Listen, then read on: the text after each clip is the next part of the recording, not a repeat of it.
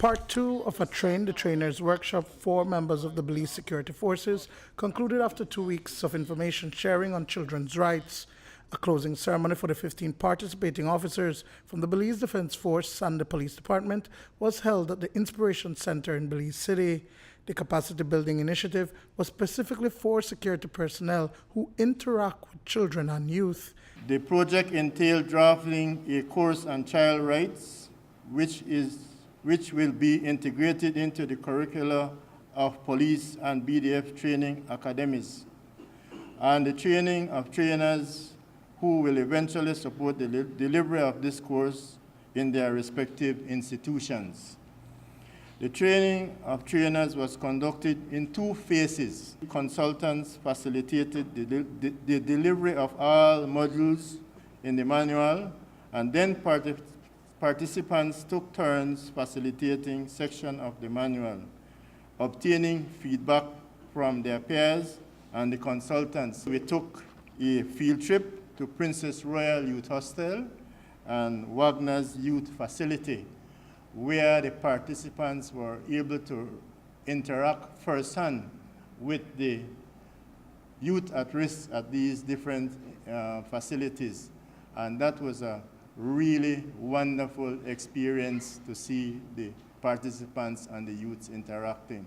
Brigadier General Stephen Ortega says that while today marks the end of the training for the officers and soldiers, it is also the beginning for them putting the skills they've learned into practice. You all will be expected to put into use what was learned over the past 4 days and the first phase of this training.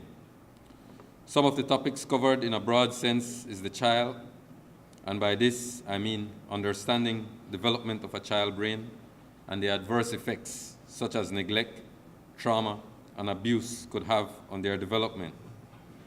You also touch on the 5 C's on positive youth development, that is competence, connection, confidence, character, and contribution/caring. We, as security forces, have a critical role to play in the system along with the other departments, such as the courts, human services, legal assistance, the ombudsman, custodial institution, and other NGOs. We all have a part to play in the protection of our children. To assist the new trainers with carrying out their mandate, the officers and soldiers have access to legislation and treaties that Belize has ratified. To protect the rights of children is protecting the future of the country. The knowledge acquired will allow them to arrest and combat the violation of the rights of the child. Children and young people in Belize are particularly vulnerable to violence and abuse in their homes, on their way to school, at school, in the playground, in fact, in all the different public but also domestic settings. And in fact, as you have seen, abuse can also come from people in their own family, neighbors, people they should trust. Notwithstanding this, children are also being impacted by security arrangements.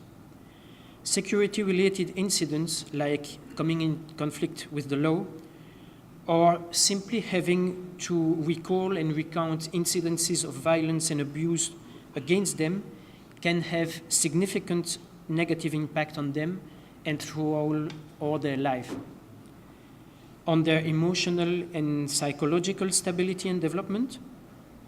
Implications may also be particularly acute for young children who may at times are being just too young to fully grasp what is happening to them. Duane, Moody for News 5.